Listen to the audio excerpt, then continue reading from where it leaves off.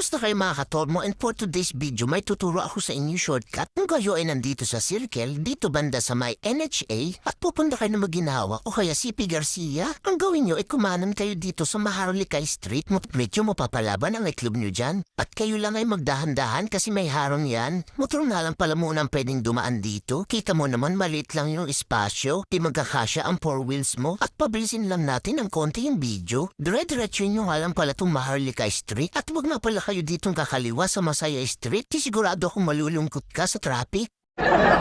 Ang gawin nyo ay dumiretso pa kayo dito hanggang sa makarating kayo sa Mayaman Street at kumanan kayo dito. At pagkanan nyo, kayo naman ay kumaliwa dito sa Manigo Street. Huwag nga pala kayong mag-alala kasi walang bayad dito na 5. Dito naman mga katormo ay kumaliwa kayo ng Matiwasay sa Matiwasay Street. Ginawa ko nga pala itong shortcut na to para maiwasan yung mga traffic. Siyempre ayoko nung natatraffic kayo.